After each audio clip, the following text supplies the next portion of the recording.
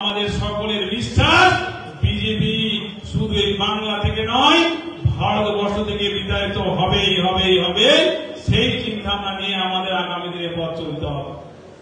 আজকের বিজেপি অনেক কিছু মাথা মারার চিন্তা ভাবনা করবে, অনেক কিছু প্রলোভন করার চেষ্টা করবে, প্ররোচনা দেওয়ার চেষ্টা করবে।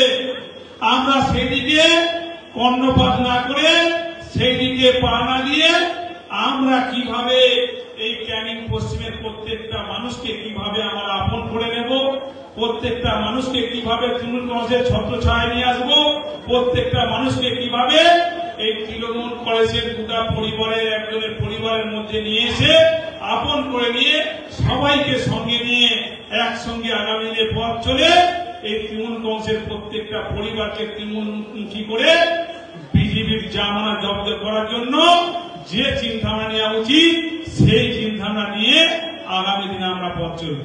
আমরা নিশ্চয়ই এই চিন্তাভাবনা আমরা পথ চলবো তো নাকি? আমরা অভিষেক ব্যানার্জি মমতা ব্যানার্জি আদর্শ নিয়ে পথ চলবো তো? তাই আমাদের প্রত্যেককে মাথায় রাখতে হবে যে তৃণমূল কংগ্রেসকে আগামী আরো 40 বছর দীর্ঘস্থায়ী করার জন্য যে চিন্তাভাবনা আমাদের নেওয়া উচিত সেই চিন্তাভাবনা নিয়ে আমরা আগামী দিনে পথ চলব। আর মমতা ব্যানার্জি মহাশয়া এবং অভিষেক ব্যানার্জি হাত শক্তিশালী করতে পারলে আমাদের সকলের হাত আমাদের শক্তিশালী হবে, এই বিশ্বাসটা আমরা রাখি। আমরা যদি কেউ মনে করি যে আমাদের হাত শক্তিশালী করব, তাহলে কিন্তু আমাদের সকলের হাত শক্তিশালী হবে না। আমরা যদি মমতা ব্যানার্জি এবং অভিষেক ব্যানার্জির হাতকে শক্তিশালী করতে পারি, তাহলে আমাদের সকলের হাত শক্তিশালী হবে। তাই সকলের হাত শক্তিশালী করতে গেলে আমাদের মমতা ব্যানার্জি অভিষেক ব্যানার্জির হাতকে শক্তিশালী করতে হবে। আর সেই হাতকে শক্তিশালী করতে গেলে যে চিন্তাভাবনা আমাদের করা উচিত, যেভাবে আমাদের পথ চলা উচিত, আমরা ঠিক সেইভাবে আমরা নিশ্চয়ই পথ চলব।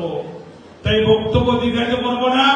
আপনারা জানেন যে আমাদের সরকার, মানুষ তখন দপ্তরে আসতো, ডিপার্টমেন্টে আসতো, এখন দেখছেন আমাদের সরকার মা মাটি মানুষের সরকার কি করছে?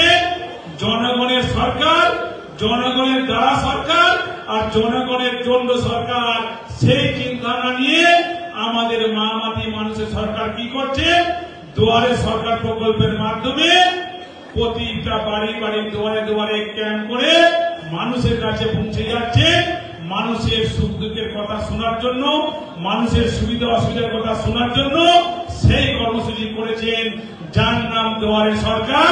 একই সঙ্গে আপনারা দেখেছেন কিছুদিন আগে পাড়ায় সমাধানের মাধ্যমে পাড়ায় পাড়ায় বসে পাড়ায় কি উন্নয়ন হবে, পাড়ায় কি ডেভেলপমেন্ট হবে, সেই চিন্তাধারা নিয়ে পাড়ায় পাড়ায় সমাধান কর্মসূচির মাধ্যমে প্রতিটা বুথে, প্রতিটা পাড়ায়, প্রতিটা অঞ্চলে, ব্লকে, বিধানসভায়, জেলা জুড়ে, রাজ্য জুড়ে একটা পর একটা উন্নয়ন করছেন আমাদের মাননীয় মুখ্যমন্ত্রী মমতা ব্যানার্জি মহাশয়া এবং আমাদের প্রিয় নেতা অভিষেক ব্যানার্জি মহাশয়।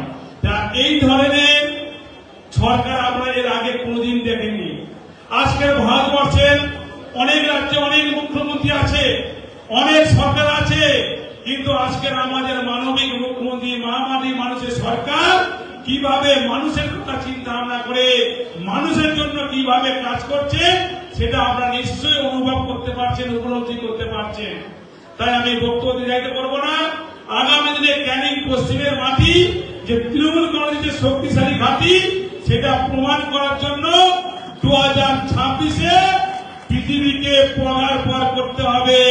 তাই বিজেপিকে পগার পার করার জন্য যেভাবে লড়াই করা উচিত সেইভাবে আমাদের লড়াই করতে হবে। আর এখানকার বিধায়ক যিনি দায়িত্ব নিয়ে ঠান্ডা মাথায় সবাইকে সঙ্গে নিয়ে, সবাইকে নিজের আপন করে নিয়ে যেভাবে সংগঠনটাকে শক্তিশালী করছে, যেভাবে ক্যানিং পশ্চিমটাকে উন্নয়ন থেকে উন্নয়ন তরণে পৌঁছাচ্ছে, যেভাবে এই ক্যানিং পশ্চিমকে সুন্দর থেকে সুন্দরতম জায়গায় পৌঁছাচ্ছে, সেই পরেশ রাম দাসের হাতকে আরো বেশি বেশি করে শক্তিশালী করতে পারলে আমার বিশ্বাস, আমার আশ্বাস, আমার ভরসা আগামী 2026-এ এই ক্যানিং পশ্চিম থেকে তৃণমূল কংগ্রেসের প্রার্থী 1 লক্ষ ভোটের বেশি ভোটে জয়যুক্ত করে আমাদের প্রিয় নেতা অভিষেক ব্যানার্জি এবং আমাদের মমতা ব্যানার্জি মহাশয়ের হাতকে শক্তিশালী করবে।